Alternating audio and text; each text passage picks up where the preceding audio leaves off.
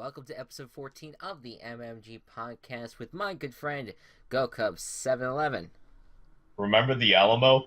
Is that a drink size at Whataburger? What? Is the Alamo a drink size at Whataburger? I, I don't I don't know this reference because I don't know Whataburger. Whataburger is like a burger chain that's like exclusively in Texas. Yeah. See, I would never have gotten that. So Oh, shout out to alright. all our Texas viewers and anyone that knows Whataburger. I've been to Texas. Yeah. It's weird. I haven't had Whataburger though. What? You went down there for the Heart of Dallas Bowl, correct? Yes. Yes. And what was your opinion of Dallas again? Hard to get places. It was it urban or was it like more? No, it was urban. It was just hard to like walk places. Like the parts that we were in, there was just freeway everywhere. Mm, that's that's rough. My name is Chris. Welcome everyone to the podcast. We are in almost close to the midway through the season, and unfortunately, Go Cubs is on handicap today. Yeah, it's fine. Yeah. What? I'm only slightly dying. Yeah. So what's the ailment that you are dealing I with? don't know because I only have a cough. Like none of the rest of me feels weird. Hmm. Maybe you just like swallowed something the wrong way. You can't get it Oh out. So. no, no, it's definitely like a sick cough, but I don't have like a upset stomach or runny nose and all that. Diarrhea. A No, Pepto-Bismol. what are you talking about? Nausea, heartburn, indigestion, upset stomach, diarrhea. A Pepto-Bismol. Is this a reference that you don't get? So now we're even. Yeah, okay. Okay, perfect. Fucking Pepto Bismol looking ass. This is, that is one of the weirdest commercials, to this day. Anyways, we're off to a great start. Welcome everyone Really again. haven't seen Puppy Monkey Baby. We are. Oh, that's true. Yeah, I forgot about that one. So this is week number 7, episode 7 of our predictions podcast.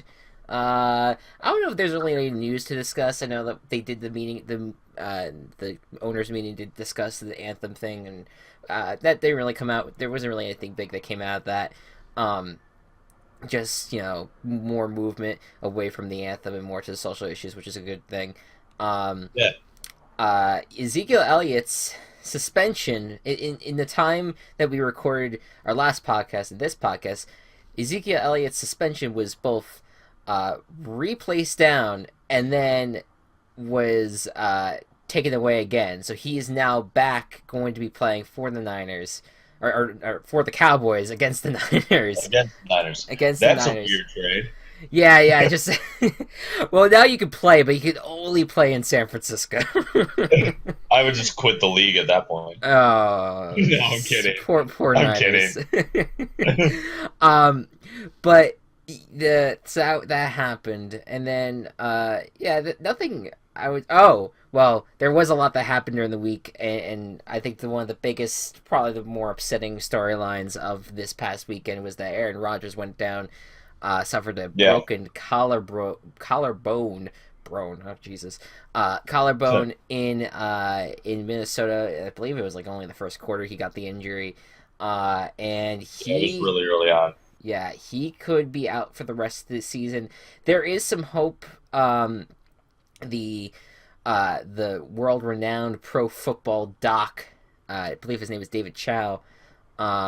He has been saying that Aaron Rodgers, if he can get right into rehab early, he might be able to come back from the injury before season's end, but they're going to need to make the playoffs in order for him to play, essentially, which would be interesting. Brett Hundley is going to be the starter in his place, and gotta say, that there's a lot of people that are saying, what happens a lot of the times lately that when a quarterback goes down or so someone's in need of a new starter. They say, well, call Kaepernick. Kaepernick is the guy. You just get him in there because he's a great player. And not gonna say that that's the the wrong thing to do. Of course, you want to get Kaepernick. People should want to get him in the on a team. But I think this is different because Brett Hundley was drafted by the Packers back in 2015. I actually liked Brett Hundley. I watched a little bit of him at UCLA, and he was really good. I think he was considered a top draft prospect for a while. I think he kind of had like a rough year, and he ended up being drafted in the 4th round. But he deserves a shot to play at least a little bit for the Packers. Give him a shot before, if he doesn't play well, then I would say try to go get a free agent, Kaepernick or whoever it may be, to make sure that your team can get back to its winning ways. But give Hundley a chance. I think he's been behind Rodgers for a while. And he's been developing under him, and Rodgers, I would say, is one of the best quarterbacks in the league. At least I put him in my top 2. Oh, totally. I don't know. I understand the calls for Kaepernick. In this situation, I think it's just a little bit different compared to other quarterback situations that we've seen where they put like a veteran in there who we know is not going to do that well for them. Right. We don't know for sure with Hundley. So I trust Mike McCarthy to get that right. But will they win? We'll talk about that later in the episode. Real quick, before we get to recapping these. Well, you know what? We can save that for later. Let's talk about last week. Let's go game by game real quick, and we're gonna start with the Thursday night game. This is the big one between the Eagles at the Panthers, and what a game it was. The Eagles, heartbreaking at the end. Yeah. The Eagles ended up pulling away from the Panthers, winning. I think they were able to stop the Panthers offense within the last few minutes to win the game and move to 5-1. The Panthers fall to 4-2, but it was a pretty good game, I would say, or at least close. The ending was a bit heartbreaking because Cam just had to throw smarter, and he didn't. Yeah, I mean, like the one thing that was the biggest concern with Cam is that they need to rely on him to throw better and not have to run the ball as much. But his ability to run the football is so important and crucial to that offense that you can't really take that element out of it. But when he needs to pass, he needs to be able to deliver it better. But kudos to a young Eagles secondary who has not, there was a lot of concern coming into this year about the secondary and if they would be able to, do well. And they really handled the Panthers well in this game. So, good job, I would say. Next up, the massive, what a strange game between the Lions and the Saints. The final score, I think, is one that you're not really used to. I believe the final score was like 58-36 or something like that. 52-38. 52-38. All right, completely wrong. Anyways, 52. You got the first digits right. 52-38. Really one of the weirdest games that you'd see. A lot of defensive scoring, especially by the Saints. The game was 45-10, and then the Detroit started to make a big comeback, but then that was stopped. I believe the Saints took the ball out of Matthew Stafford's hands and ran in for the touchdown, unless that was another defensive touchdown that I'm thinking of in that game. I haven't really gotten around to watching that whole game, but it was a weird thing, weird game, but Saints prevailed. The Detroit Lions fall to 3-3 on the year. The Saints, on a 3-game winning streak, moved to 3-2, and they're looking better on defense than they have in the past 4 or 5 years. Just really knocking Matthew Stafford around a lot. moving on here, we got the Redskins beating the 49ers at home in overtime. And this was a little bit of a nail biter because while Washington did jump out to a 10-point lead, the 49ers did come back, and it was, I believe, or was it an overtime game? I could be This wrong. one wasn't overtime. I thought it was overtime for some reason. Yeah, Yeah. I'm sorry. Again, some of these games I did not watch. That would be a strange score to win on in overtime. Yeah. Because of a safety in overtime. Yeah, because I figured I was like, wait, 26-24. I don't think that's the right. But yeah, it was a once again another close game that the 49ers ended up losing, so they go to 0-6. Redskins go 3-2 and have a big date against the Eagles in Philadelphia next week. Should be a good one on Monday Night Football. Moving on. I lost my place here. What is next on our list? Packers, yes, this is the one we were talking about earlier. Packers at Vikings. The Vikings pulling out the victory, but the big storyline here is that Aaron Rodgers went down with what could be a season-ending injury. But enough with the Packers for now. The Vikings, Case Keenum is having one of his best seasons and is playing pretty well for the Vikings, at least not making too many mistakes and just throwing well pretty much. And the big factor for the Vikings and them being at 4-2 is their defense. They have an incredible defense, which is something that we've been looking forward to and wanting to see from them.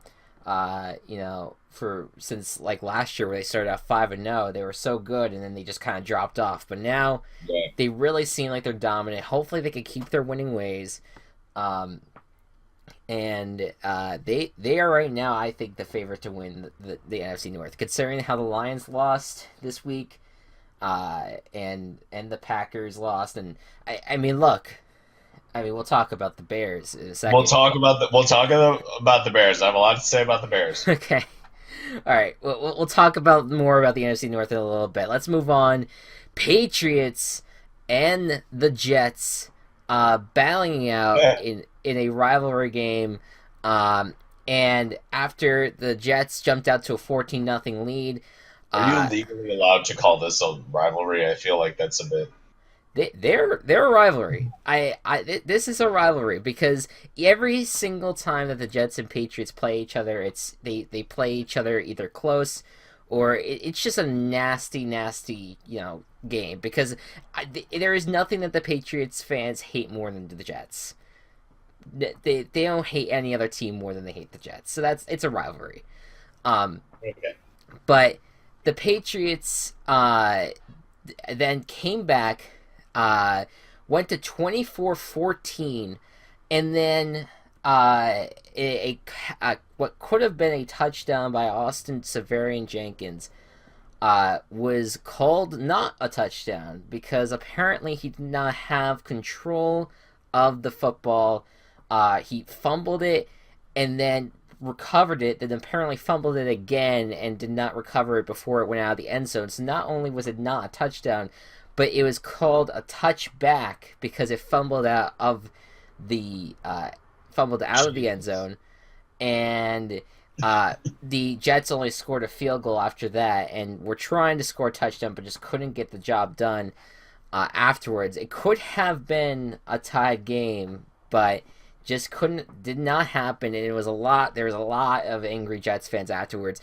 I will say, as someone who does root for the Jets, I was not as angry as anyone else was. First of all, I was like, all right, I kind of just expect that shit. This is a moment that happened on Sunday is going to be remembered in the Patriots-Jets rivalry. Because it was so bizarre. It was one of the more bizarre calls that I've seen in terms of like all the few years that I've been watching in the NFL. But I'm not gonna really be like, oh, it was not a fumble. I don't know. Like it was weird. It was a weird call. A lot of people don't think it should have been called. I don't really know what to say about it. I think, the Patriots win, and we don't really know if the Jets would have been able, even if they tied it up, to have finished that game. So all I can really do is just shrug it off and move forward. I'm just glad the Jets played it close. Yeah. That's That, what you could be that good was at. the most surprising thing. The Jets should have just won. The Jets should have won because the Patriots didn't like flat out destroy them. Right. I Yeah. mean, I think that's the moral victory for the Jets overall, Right. and at this point is that they're 3-3, are looking at a winnable game this upcoming Sunday, and they played it close with the Patriots. So good for the Jets, I guess. Moving on, the Falcons. I mean, I think now you can start speculating about a Super Bowl hangover because Yeah. after jumping to a 17-point lead, they blew it and To the lose Dolphins. to the Dolphins 23 to was it 23 to 17 was the final score, I think. Uh I think it was just 2017. 2017. Hold on. I have to get the scores open again. Oh no, yeah, it was 2017. Um Yeah. so I mean, look, the Dolphins' offense still sucked, but they were able to get enough done where they were able to hold off the Falcons, and it was really the Dolphins' defense that was the winner of the day. But my goodness, I mean, the Falcons should have won the game, and they did not. And this is their second loss at home to an I don't want to say rival, but AFC team. Um, and then now they have to go to an AFC team's home, and not just any AFC team, but to the Uh, Patriots, where blowing leads is quite in their memory yeah. bank, for sure. Yeah, not necessarily the greatest sequence of events for the Falcons. Moving on, uh, the the Ravens hosting the Bears, and this game went to overtime, and the Yes. Bears win in Baltimore, and Mitchell Trubisky does enough to get this win for the team, and it was just this was a weird game overall for what I saw of it. I don't know. Did you watch it for the most part or no? I kept up with it. I was able to watch the like the first couple quarters or so, but then I had to go to a concert. For what you saw, what would you say is your biggest takeaway of it? My biggest takeaway is that I don't know what it would be. That I feel like this offense the Bears offense is starting to get more of an identity with Trubisky at the helm. Mm. He's Uh, accurate. He yeah, that's his key is that beyond anything else, he's accurate. yeah, that's very true. Um, and it's also fun to like see a couple of the trick touchdown plays they do because right now there are two players in the NFL with a perfect passer rating, and those players are Pat O'Donnell and Tariq Cohen Because of because they one both complete part of pass. one trick play that ended in a touchdown pass. Yeah. And immediately Mike Glennon is the fourth best quarterback on the Chicago Bears. Exactly. Yeah. Yeah. Um So yeah. I mean, look, this is what I was going to say earlier. The Bears, I mean, I don't see it's going to be really tough for them to win this Sunday against the Panthers, but right, I don't I mean, they need to be able to just stay in games, and right. if they can do that and pull out victories where maybe we're not necessarily expecting them to do so, I mean, there is a chance. There is a Let's legit chance All for right, so here's how the Bears season has gone so far. I'm just gonna go over this because I'm really passionate about the Bears. absolutely. All right, so we have two wins, obviously, against the Steelers and the Ravens. Hmm. Our losses to the Vikings and the Falcons were both one score games. Like the Correct. Vikings, we lost by a field goal. The Falcons, we lost by 6 points. So two field goals or a touchdown. Hmm. The only blowouts we had were the Buccaneers, which I don't know what happened there, and the Packers, which is completely 100% understandable. Um, so we're at 2 wins and 4 losses right now. Coming up, the Panthers and the Eagles. I don't think we're gonna win. They're really solid teams, obviously, and I think are two of the best teams in the NFC, if not the best teams. The Right now, it feels like the Saints, the Lions, and the Bengals are all kind of coin flips. So those could really go either way, in my opinion. It just depends on how well the teams are doing that day. The 49ers and Browns are trash. And the Packers and the Vikings. The Vikings might be a bit tougher, but we did just come within 3 points of them. And the Packers are without Aaron Rodgers. So I feel like the Packers are going to be easier to beat without Aaron Rodgers. Oh, And for sure.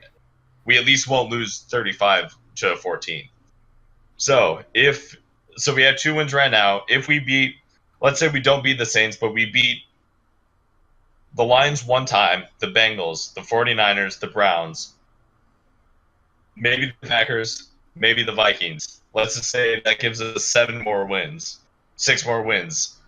That's an 8-6 season. I don't think that'll make the playoffs, but like, Are you missing two? the two that we just had. You just said 8-6 season because you're missing 2 games. Oh, 8-8. I can't do math. Or I was thinking college, even though that's 12 games. Yeah. I don't know, Chris. Yeah. You just confused me. I was like 8-6. So you Yeah. mean like what's gonna happen last 2 Well, weeks, that's man? an 8-8 season. That's pretty like. No. Hey. Yeah. It could happen, and I think the Bears helped themselves a little bit by putting Mitchell Trubisky in there. I think my biggest concern for the Bears is play calling. There was some play calls by John Fox, at least from what I remember on the Monday Night Football game, that I found fairly questionable. And that was one of my big concerns, and the other is lack of wide receivers. I mean, Oh yeah. here's the good news. I mean, you have guys like Martavis Bryant, who one of the news stories that came out like yesterday or so was that he wanted to be traded. That doesn't seem like it's going to end up happening, but there's a chance that if the Bears give the right amount of draft picks, they could get Martavis Bryant, or they could at least get someone in there. Because look, We just need a receiver, someone for Mitch to throw to. And there's really no one on those rosters, on that roster, even that's on injured reserve, that I can really say for sure is like a number one wide receiver. Oh yeah, totally. Like it used to be Alshon Jeffrey. Kevin White before he got injured. Honestly, might have been a great receiver, but he just hasn't been able to like live up to his first round draft pick name status. He runs kind of like a running back, which is not a running back, but a fullback. Actually, that's what I meant to say. He doesn't really have a lot of speed. Yeah, and that's like a huge concern. And now going on injured reserve again, or just being injured. I think he's on injured reserve. Yeah, probably. It's just I don't know if he's gonna end up making it to on the roster another year. He's just been such a major disappointment. I know that those two aspects for the Bears are a big concern, but their defense is young and good. In my opinion, I think the running backs, Jordan Howard, he's having another pretty good season. He kind of rebounded. Well. Yeah, Howard rebounded from like a kind of rough early start of the season, but he's been doing really well. Offensive line's pretty good. Like, there's so many great aspects to the Bears, so I wouldn't be surprised if they go 8-8. But I just don't know if I could say they're a contender for the NFC North, though. I still think that I still think that you have the Vikings up front because of the defense, because I think Case Keenum is at least playing well enough where they could take care of teams. I don't know. The Lions are a little vulnerable right now. I have to see what they do when they get back from their bye. That would be my second team to compete in the NFC North, but I actually do not really know because they've just been kind of iffy lately. They went from being a very strong team out of the gate to then being the kind of mediocre team that I was expecting them to be. So I don't know. I don't really know how to feel about it, but let's move on here real quick. The Texans take care of the Browns easily. Surprise. In a 33-17. Is that, yes, I got the score right for once. 33-17 win. Mm-hmm. And Kevin Hogan just had a horrible day, and Hugh Jackson's now going week to week with quarterbacks, and I just feel so bad for Cleveland, man. It's miserable. It's just a miserable existence that they have to deal with, because they seem like they finally get it together, and then they just don't, and they don't have the players to keep them competing in these games. But all credit to Deshaun Watson, who has just still been one of the best rookies ever right now. He's been really knocking it out of the park, and anyone that's saying like, oh well, let's see him in real games, just enough. Watson's a good quarterback. He played kick ass against the Chiefs, and even though the score probably said differently, he had a great game against them. I think that the Texans have found a gem. I think that they're the favorites to win the AFC South.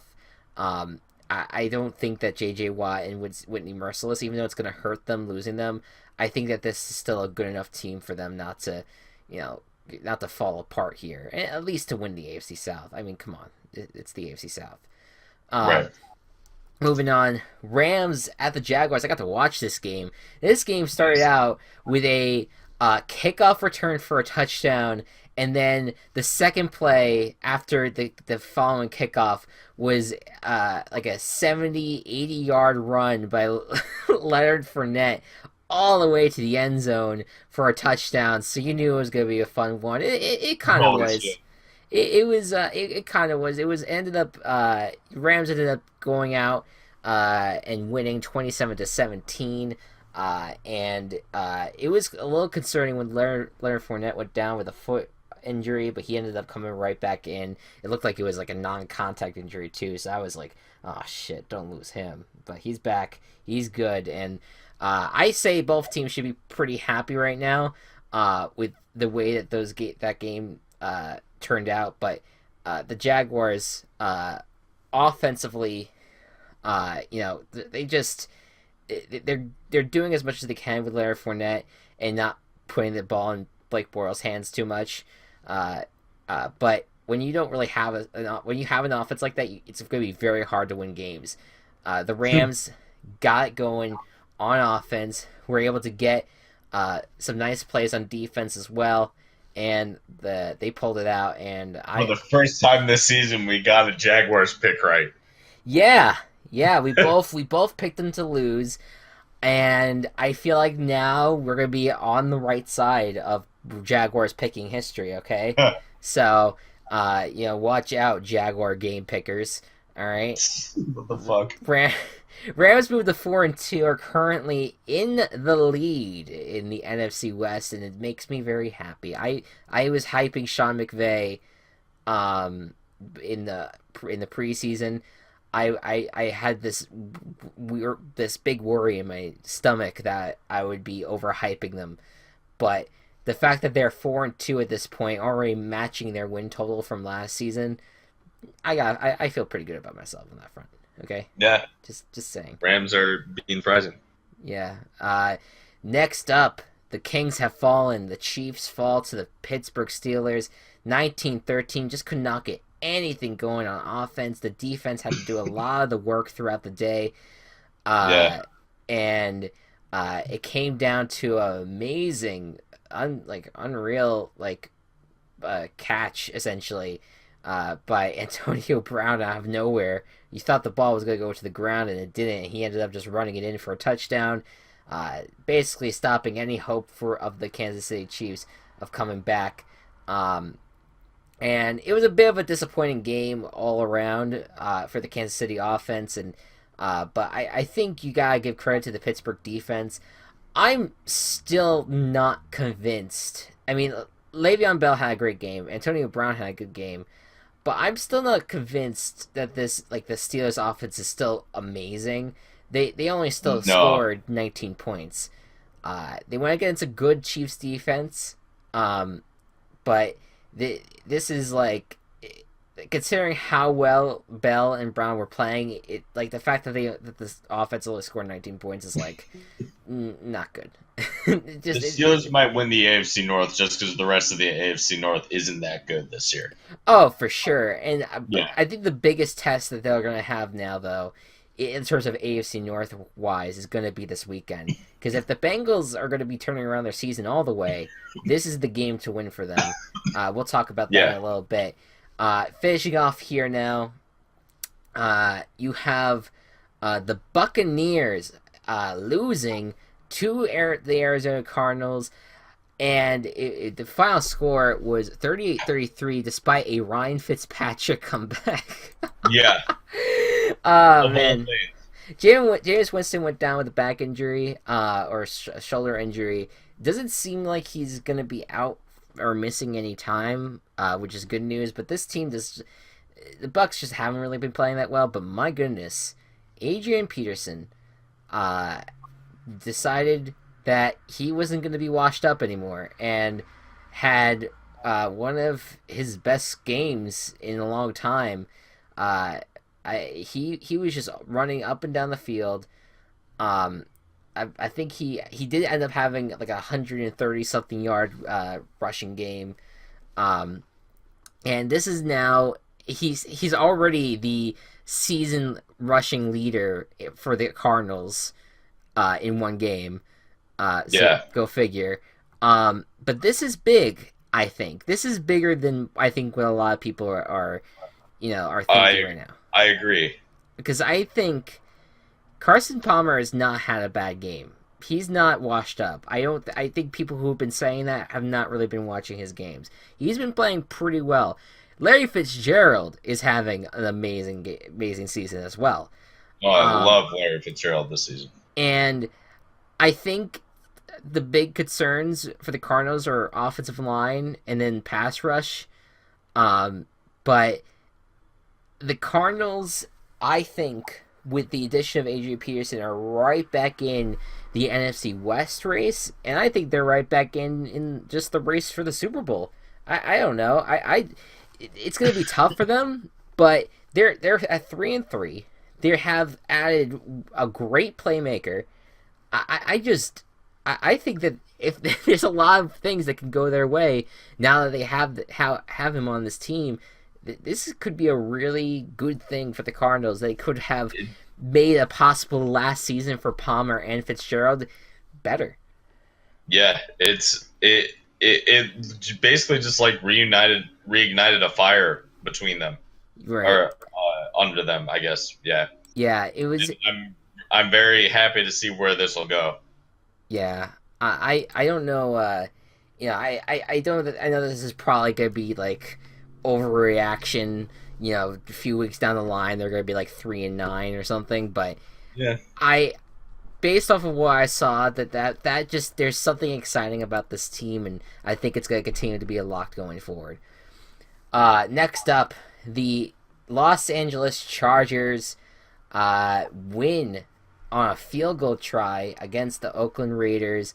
The Raiders fall to 2-4. They are on a 4-game skid and have to face the Chiefs on Thursday Night Football. The Chargers, though, they're also 2-4, but they're on a 2-game winning streak, and they're kind of turning around their season. Their defense has been playing pretty well. And So I wanted to talk about this specifically. yeah, go ahead. Absolutely. So I have Melvin Gordon on my fantasy team, which I have been very much enjoying the past 2 weeks, as his past two scores have been 34 points and 36 points, which is a lot of fucking points. Melvin Gordon's back, baby. Yeah. So this was just something that like I know that the fantasy app pointed out, and it was that Gordon complained about his minimal usage and now has had 45 carries and 20 targets in the 2 games since then. And he's a difference maker, man. He Yeah, really after is. last season, the same team was 4-2, 4-2 in games where Gordon saw at least 20 carries, and 1-6 otherwise. Yeah, So the more that Gordon does, the better that the Chargers do. And if they start realizing that, hey, this guy is making a difference in our team, they might play him more and start winning more.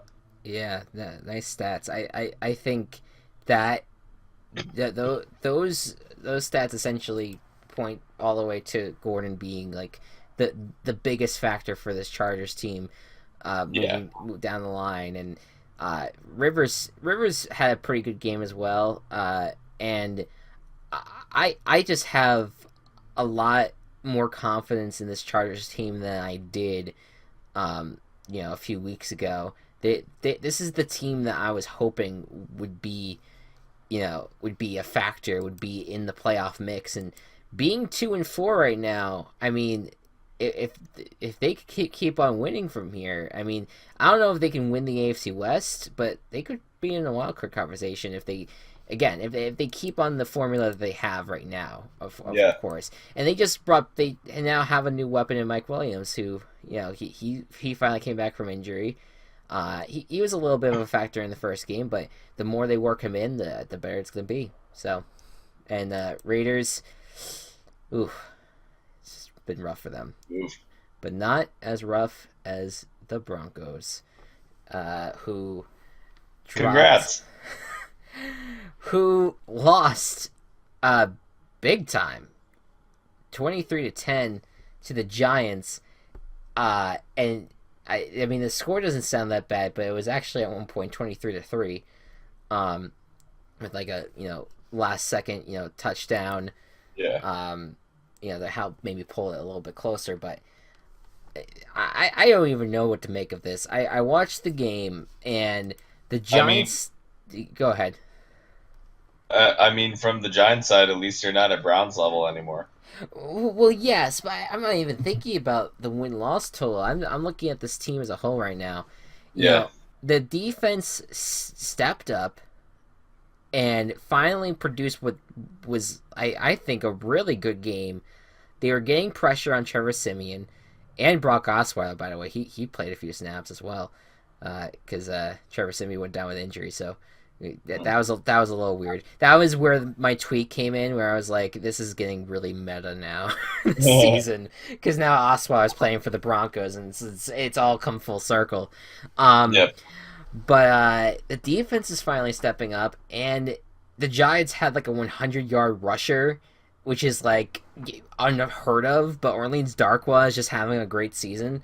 Uh, yeah. I I mean, I just and then Evan Ingram has been a playmaker for the Giants as well. He's been just an excellent tight end for them. I don't even know what to think about this Giants team, and I'm not gonna get hyped about it. Like I can totally see them now just dropping every single game from here. But No, I totally think that the Giants are going to lose the division, but no, I don't see them winning the yeah, division. I mean, the only shot that they would have, I think, at this point is wild card. yeah, Even that's like a long shot. But um, the I think what I take away from this game is that at least we had that Sunday night endeavor. yeah, I think someone tweeted out. I would give them credit for that. But I don't know who it was. But that those specific words will go through my mind every single time the Giants lose from here on out. Because at least yeah, this was just a game that everyone, including myself, was saying, yeah, the Broncos are going to take care of business. They're going to blow them yep, out. Didn't happen, and I think if you're a Broncos fan, you're worried. Emmanuel Sanders went down with an injury, um, and he's gonna probably be out this week. Um, the offense just did not do well in that game, and defense did kind of a good job, but not enough to not hold the Giants, who had no wide receivers, not to hold them to 23 points. Yeah, like that's not great at all, and look, that's not. Yeah, go ahead. I'm just going to say this. Now that we have only two winless teams left, I'm going to echo a tweet from Tom Fornelli that he says a lot. It's harder to go winless than it is to go undefeated. which is fair. And this had I just thought the game that the Giants would finally win would be like the 49ers. Like Yeah, I did not think it was gonna be the Broncos because I thought the Broncos were a Super Bowl contender, but now they're like this what they they're not. I don't feel like I thought the AFC West was so strong this year, but they might not be. yeah, the Chiefs are. Like the Chiefs still are. The Chargers are coming up, but the Raiders have like started flunking. The Broncos are in trouble. It's really Yeah, weird. yeah. And that brings us to Monday Night Football. The Titans take care of business and beat the Colts in what was a close game than what the score ended up showing. That was really thanks Yeah, to a last second Derrick Henry touchdown to extend it to 36-22. Again, close game, and the Colts were actually leading at halftime 13-9. Um, and then the Titans offense just broke out, and there was some questionable play calls by the Titans. I didn't really understand. There was times where they were in the red zone and never ran the ball once, even though they have like two of the like better running backs in the league. right. Didn't really understand that at all. But Mariota, he was injured and really couldn't scramble that much, but he was able to throw a perfect ball and many times, and he had a great game. Derrick Henry had a great game. And the Colts have yet to be a team that is not have a win on their record. Yeah, But Jacoby Brissett has had a really great season to this point, and yeah. I'm happy for him. I'm very curious as to where he'll be next year. Who will pick him up? Because I don't think he's gonna remain a Colt. But after this season finishes, I could see him being traded somewhere for a nice first round pick or something. I could see it happening because he's just been playing that level, and quarterbacks are very valuable. So that's what's important. All right, 6-8 for both of us. 6-8 predictions. Yep. Go Cubs, you're sitting now at 49-42. I'm sitting at 48-43. Okay. Extra points wise, we both got 2 points this week because both our guarantee was correct and the team chaos was correct as well. So extra points right now, you have 6 extra points altogether. So your score is 13. I have only All right. 2 extra points, so I'm sitting at 7 at the moment. Okay. So that's where we are at in terms of the standings. Go Cubs. If there is any team outside of, I guess, the Niners and the Browns at this point, which team do you think is not making the playoffs? Or which teams, I guess, if you Which teams do I think for sure are not going to make the playoffs? Yes. All right. I think the Giants, Colts,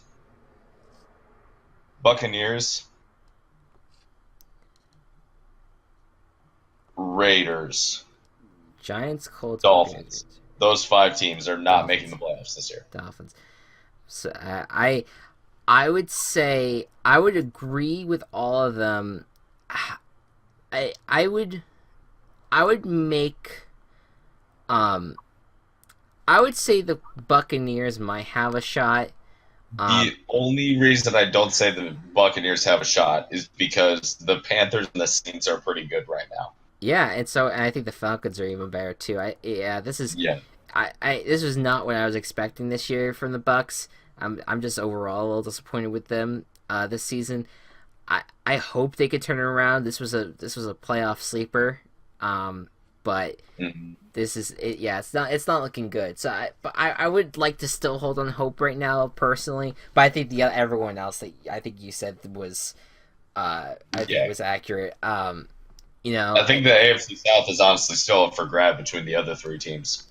Yeah, no, for sure. I mean, and I mean, look, I don't know. I might even say the Colts still have a shot in the AFC South because if I don't think they do. well, I mean, I guess the reason I say that is just because Brissett is playing as well as he is, but the defense can't get stops, and sometimes a lot of pressure on the on Brissett in terms of offensive line play. I don't know. I guess I'm looking at that talent but beyond Brissett, of course, like with T.Y. Hilton, Frank Gore, Yeah. Marlon Mack. There's a lot of great playmakers on the Colts.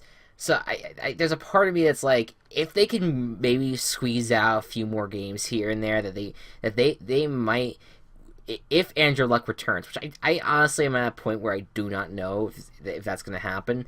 But if Andrew Luck does come back this year, that they could put themselves in a position where he could come back, and if he's completely healthy, could lead them. But I'm kind of with you though. This is just not a great Colts team in any way, shape, or No. form, and this is not like a team that's the team that's contended in like 2012, 2013, 2014. They're not that Colts, unfortunately. No. So, I'm kind of with you on that front. I I don't know if there's really anyone else in the mix that I could really say that won't make the playoffs. Unfortunately, did you say the Bears by any chance? I didn't because I have a small sliver of hope. I would put I the think Bears. the Vikings and the Lions are going to win the division. I would But put the Bears on my list just because I think the NFC is very deep, and I don't know if the Bears could compete against them. But I could be wrong. I could be very wrong. I think who do you think are locks for the playoffs? at this point, the Chiefs, you can't count out the Patriots at all. Uh, I think the Patriots are going to be fine. They're going to make the playoffs. I think the Rams, honestly, maybe. Hmm. Interesting. As a lock for the playoffs? I don't know, dude. Like, Because I mean they're good, yeah, but maybe not the Rams. But, yeah. uh, I feel like the NFC West is wide open with the Rams, the Cardinals, and the Seahawks. I think they all have a chance. It's it's a very deep division. I think. yeah. I think if the Eagles win on Monday Oh, the night, Eagles, totally. Yeah, I forgot about them. well, I think if the Eagles win on Monday night, I think they're a lock because if they beat the Redskins, they're going to be at 6-1. The Cowboys, they'll probably end up beating the 49ers, but both the Cowboys and the Redskins will be sitting at 3-3 on the year, and the Eagles are at 6-1. Like that's gonna be very tough for either of those teams to get back in the race and beat the Eagles. Yeah, I'm very confident that the Eagles could end up winning that division and making the playoffs, which I would like to see it. I've seen the Cowboys make the playoffs, the Giants make the playoffs, and the Redskins make the playoffs in the last 2 years. Let's get the Eagles in there. Let's give the Eagles some love, which is, I know, very strange for a Giants fan to say, but right. I think that's a pretty good. I think the Patriots you can't cut out. The Chiefs, I think the Chiefs have just been. I don't think that them losing to the Steelers is that big of a deal. It will be a big deal if they face them in the postseason, but I think the Chiefs are pretty solid in terms of being one of the best teams, if not the best team still in the league. I'm not too worried about them at all. So, honestly, I would even include the Texans. I mean, even if the Texans go in as a wild card, I think that they are destined to make the postseason if Deshaun Watson continues to play like he is. Yeah, they're only 3-3, but they don't have a lot of tough games left. Like, I think a lot of the games that they have down the line are winnable games, and that's gonna matter, down the stretch. I'm trying to remember they have a bye this week, but. yeah.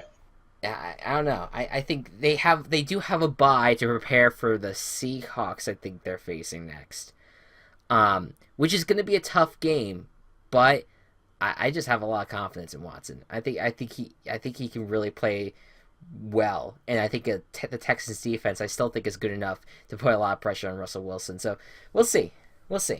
We'll talk about that game next week. Let's move on. Time for the picks. Um, and we're going to start out with Thursday Night Football. The Chiefs at the Raiders. So here's a little know about the Raiders. They did just sign Navarro Bowman, who is former 49er, comes over from he was one of the great 49ers, great linebacker. He has been playing pretty well this season, but the 49ers haven't really needed him because of the rookies who have been playing pretty well. So they cut him, and he signs across to the other Bay Area team. And he is an addition to a really bad linebacking core. So that could be a huge help for the Raiders. They might be able to get back on track on Thursday night, but it is the Chiefs. What do you think, Go Cubs? I think that in this matchup, even though they just came off a loss, I think the Chiefs still have a better matchup here. So you say the Chiefs are going to win? I have the Chiefs. Yeah, I have the Chiefs as well. I think it's just this does not seem like the Raiders' year, which is really a shame because they only have so many more years left in Oakland. But this is just they've just been off to a terrible start, or they were off to a great start, and then they've just kind of fallen apart here. But I don't know if they're going to be able to come back against the Chiefs, but they are at home. And they've played close at home, so who knows really at this point? But we'll see. Next up, in London at 1 p.m. So it's actually going to be a primetime game for London area, but it's the Cardinals at the Rams. Very fascinating, fun matchup going into this next week in terms of two great offenses. Battling it out. Could be a shootout. What do you think, Go Cubs? Yeah, you know what? I in the past, or like if last week didn't happen, I think that this would have just been a clear cut Rams were going to win this one. But like Adrian Peterson, like getting added to this offense combined with Carson Palmer and Larry Fitzgerald just makes the offense really good. So, I'm gonna go with the Cardinals, Team Chaos. That's your Team Chaos. Yeah, good. I love the pick. I'm gonna stick with the Rams because I think the Rams have a little bit more experience playing in London compared to the Cardinals. And we did see how well that worked out against the. Say again. Ravens. Well, right, and I think that Jared Goff. Continues to be a great player, continues to throw the ball well. Todd Gurley continues to be a great player. I worry about the Cardinals defense and stopping those players. But this is a rivalry game, it's a division game. I could totally see the Cardinals winning, so I like the Team K aspect from you. So moving on, the Battle of Purple, Ravens at Vikings, one that we only get only every 4 years, but I love the Battle of Purple. It's a battle of two great defenses. Go Cubs. Who do you think wins? Well, yeah, like you said, battle of good defenses. I think the Vikings have it together just a little bit more, so I've got them. Yeah, by far I think the Vikings. I don't know how close this is going to be because the Ravens just have been a mess the past few weeks, and their win against the Steelers was nice and all, and the win against the Raiders was pretty nice, but not they are the Raiders that they beat, and I don't know. They also just lost to the Bears. Yeah, they just had their offense has just not looked good at all, so I'm very concerned about this Ravens team. So going with the Vikings. Yeah. Next up, the Jaguars at the Colts, a really important AFC South matchup. The Colts, they don't want to lose this game and fall to 0-2 in the division. The Jaguars, though, coming off a loss themselves, looking to stay on top of the AFC South, tied with the Titans and the Texans. Can they win this game, Go Cubs? All right, you know what? I'm making this prediction solely on the Jaguars pattern. So it's an odd week, so the Jaguars are going to win. Yes, that's damn right they're gonna win. We got to go off the pattern. The Jaguars are gonna win. I And swear to God.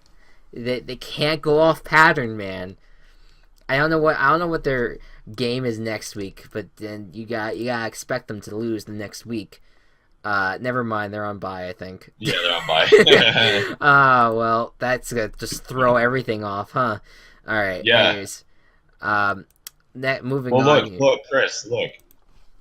If they're off on an even week, that means there's more odd weeks than even weeks for them. They go nine So and they're gonna seven. have a win record. They go 9-7. There you Yeah, go, and that might be enough to win the division. Who knows? I know. Who knows? Jesus Christ, this team is weird. This season's weird. All right, moving on. The Jets at the Dolphins.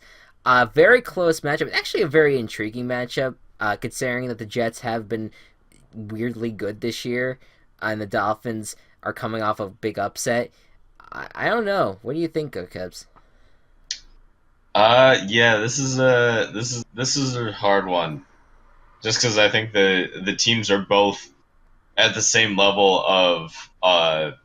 Competency. of competence. Yeah, I was gonna say like shitty, but somehow doing well. Yeah, I think that's a Uh, good way to put it. yeah, but just in this scenario, I've got the Dolphins over the Saints.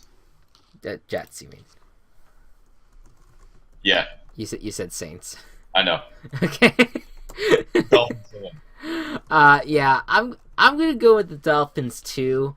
I think this is really the only reason I'm doing this is because the Dolphins are at home. It's a division matchup, and I think they get revenge on the Jets for the way they blew them out. So I say Dolphins. All right, Saints at Packers. So this is Brett Hundley's first chance, and usually this would be a defense that would be easy to take care of, but the Saints defense has been really, really good the past few weeks. What do you think is going to happen in this one, Go Cubs? Sorry, you cut out for a couple seconds. Saints What? at Packers, pick it. Saints and Packers. Thanks. Uh,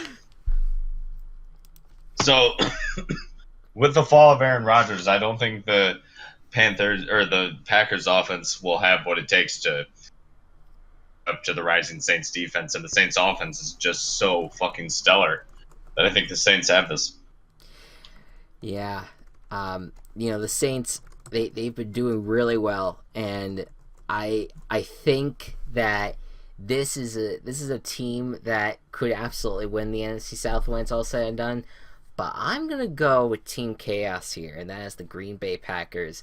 Oh, all right. And the reason why I'm going with here is because if Brett Hundley is as advertised as someone who people were trying to trade for him in the draft, apparently, that he's been doing really well under the Packers system, and this is outside of Aaron Rodgers. I know that Aaron Rodgers has been that team. He's not going to be able to be replaced, but this is still a very good all-around team.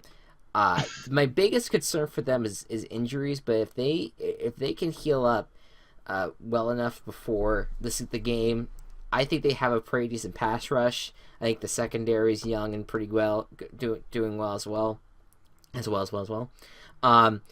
Aaron Jones has been playing pretty well at running back. I think that this is a game, especially at home, that they could take care of the Saints and make a statement victory. Right out of the gate for the Packers without Aaron Rodgers. So I'm going with the Packers here. So Buccaneers at the Bills. The Bills coming off a bye. They did lose to the Bengals, but now they have the Buccaneers. Can their defense step up? They're back at home. They're playing really well at home lately. What do you think, Go Cubs? You know what? Just all that you said. The Bills have been having a great defense. The Buccaneers have lost to a better than they were, but still kind of struggling Cardinals team. I've got the Bills. Yeah, I got the Bills as well. It's a shame, but I think if if anything else, it will keep the Bills will be able to keep up with the Patriots. Yeah. But the Buccaneers, yeah, this is, if they fall 2-4, it's just not going to be looking good for them. For hopes No. here. Panthers at the Bears. This is this is an interesting game, especially if I wish Greg Olsen was playing in it. Oh yeah, because it would have been dude, I miss Greg Olsen. Yeah, Ron. There's a lot of connections here. You got John Fox coaching his old team, Ron Rivera coaching his old team in terms of he was a player on the '85 Bears, and there's a lot of connections with these two franchises. What do you think is going to happen here? Well, I think the Panthers are a lot more well put together than the Bears are right now, and will probably flatten them. So you got the Panthers. Keep pounding. Yeah, this is I think the Panthers are going to take care of business here, and they're going to win it. So I'm with you. Titans at the Browns. Now the Titans, they're getting their offense together. They're still having some issues on defense. My goodness, their defense was terrible in the first half of Monday Night Football, but ended up, doing pretty well, holding the Colts to 9 points in the second halves. So they needed to get their defense together, but they're starting to look good, and they get quite the treat against the Browns. What do you think is going to happen here? The Browns are also going to get Florida and move towards their guaranteed first-round draft pick for the second year in a row. There you go. I got the Titans. Even though you just came back from injury, Mariota is still a really great playmaker, and his team is benefiting because of it. Yep, I agree. Titans, I'm gonna win it. Cowboys at the 49ers. Zeke is playing. What do you got, Go Cubs? I have the Cowboys making quick work of the 49ers. This is my lock. You're gonna lock it up. The second week in a row I lock against the 49ers, but that's fine. All right, yeah. I think it's a fair lock, and I would get on your case if if this was if you locked up I don't know, if it was just Patriots Browns or something, and you locked up Patriots, I would be like, are you kidding me, really? But I can completely understand you guaranteeing this, because the 49ers at least have played each of their games close, and there is a chance that they could pull out a victory here, but I don't think I will say this: if Zeke wasn't playing, I would not have locked this. Right? No, I think I would have picked the Niners as my team chaos, actually, but that kind of changed things. I'm going with the Cowboys here. All right, moving on here to the Seattle Seahawks at the New York Football Giants. I hate that. Why do they call the New York Football Giants? I wonder. Oh, I think because the New York Giants used to also be a baseball team, so they probably had to decipher between the two of them. I don't know. I still think it's fucking stupid, cocky. Anyways, right. Anyways, the Giants are hosting the Seahawks here, and they're coming off a victory, but will they be able to hold on, beat the Seahawks team? I don't know. We'll see. Go Cubs, what do you think? Seahawks too strong. Seahawks too strong indeed. Yeah, I'm going with the Seahawks here, and I'm locking it up. Nice. Good luck. Because I just look. The Giants need to prove to me that this is a team that can compete. Okay, they have to prove to me that what happened last Sunday was not just a fluke game, because I think it is. But let's see, Seahawks. Let's see. If you beat the Seahawks, Giants, I will gladly take a loss on my score. Gladly, because it would be a great win. But I just don't think it's going to happen. I'm locking up the Seahawks. All right. Bengals at the Steelers. What was a game that was kind of what would have been laughable a few weeks ago is now looking a little intriguing with the Bengals playing the way they have been. Steelers, though, coming off a really great win against the Chiefs and now are coming home. So what do you think, Go Cubs? I think that it's going to be really hard for the Bengals to win here, especially with the Steelers being at home. But you know what? I think that coming off of a bye week and having some sort of momentum build up against the Packers when they played them, and the Bills and the Ravens. They played the Ravens, right? No, the Browns. The Browns. Oh yeah, okay. So the Browns, the Packers, uh, and the Bills. They didn't beat the Packers, obviously, but I think this might give them some momentum going forward. So I've got the Bengals. Ooh, nice pick. I Yeah, like it. I'm going with the Steelers though. yeah, I think that the Steelers defense is really good. Um, and I think the Steelers offense is struggling, and that might be a concern. But I think that they take care of business at home. They just have a great record at home. So yeah. going with the Steelers here. All right, Broncos at the Chargers. Oh, I don't even know. This was a tough one to pick for me, but this is you have the Broncos who are kind of injury riddled, but they're still 3-2. Maybe there's still hope there that they can get their season back on track after a loss to the Giants. The Chargers, they've been on a 2-game winning streak, but they're still 2-4. So I don't know, Gocubs. What do you think? Well, the thing about the Chargers right now is that they don't really have a home field advantage because they're in a new city that doesn't really watch them very much. They have a really small stadium, and I know the Broncos just lost a really good receiver and uh, just got destroyed kind of by the Giants. I still think the Broncos are going to take this one. Gonna take the Broncos here. I'm gonna take the Chargers because All right. they're on a winning streak, and they feel like I feel like they're getting their mojo. They're finally getting in their rhythm. I feel like they finally solved their offensive issues, and their defense is finally coming out strong. And they've just been playing great on the road, and they've been playing on the road every single week essentially. So I feel like they're just Yeah. now getting used to playing every week on the road.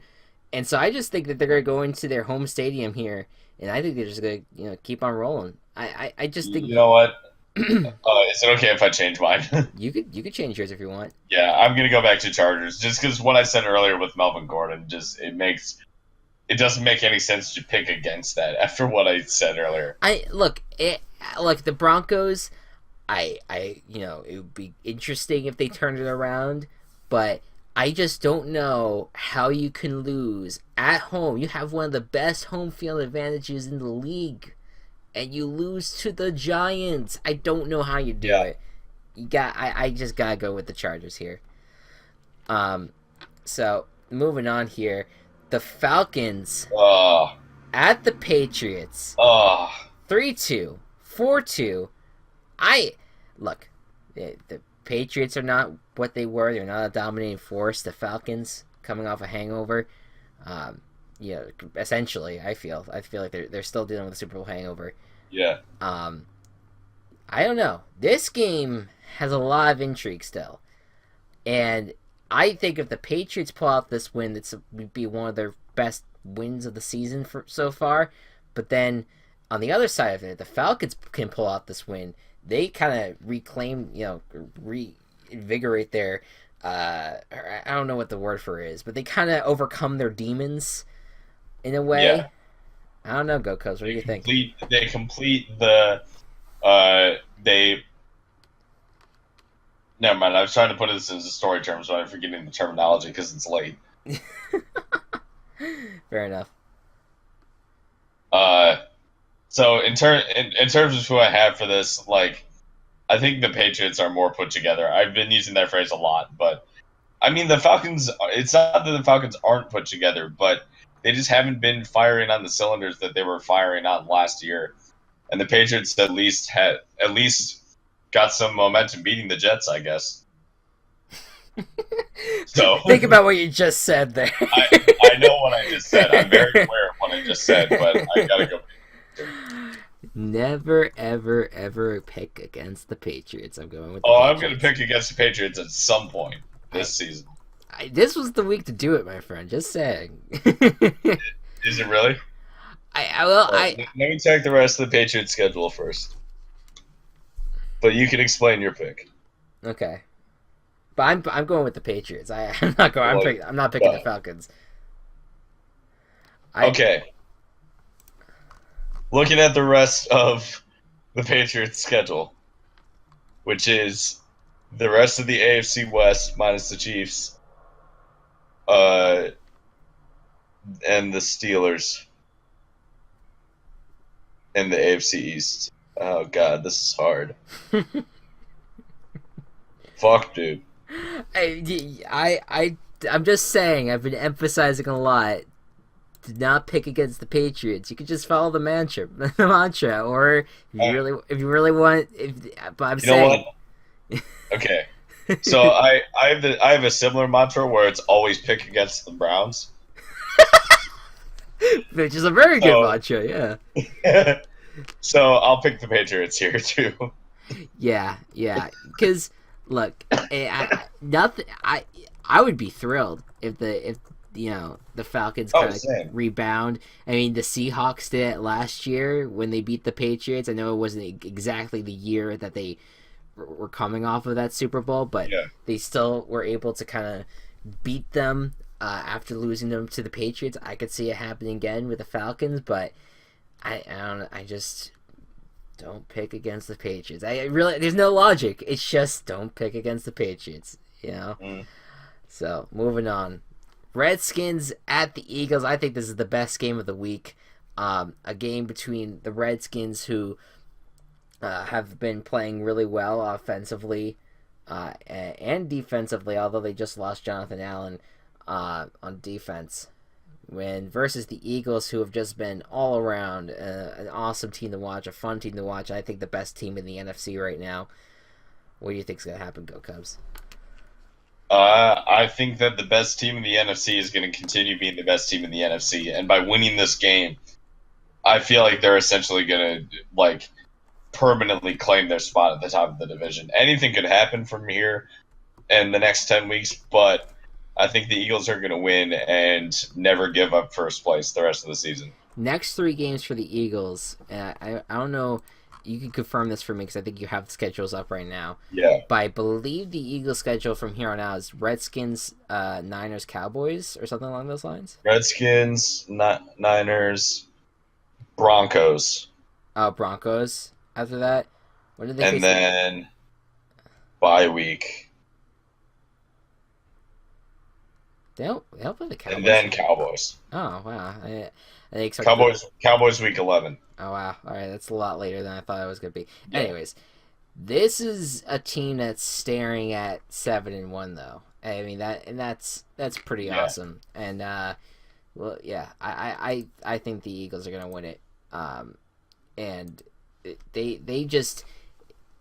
I mean, I would be shocked at this point, especially if they do end up going 7-1. If they don't make the playoffs, that would just be a real downer. But it's just too good of a team right now to have that happen. So that is our picks podcast. We finished it up here.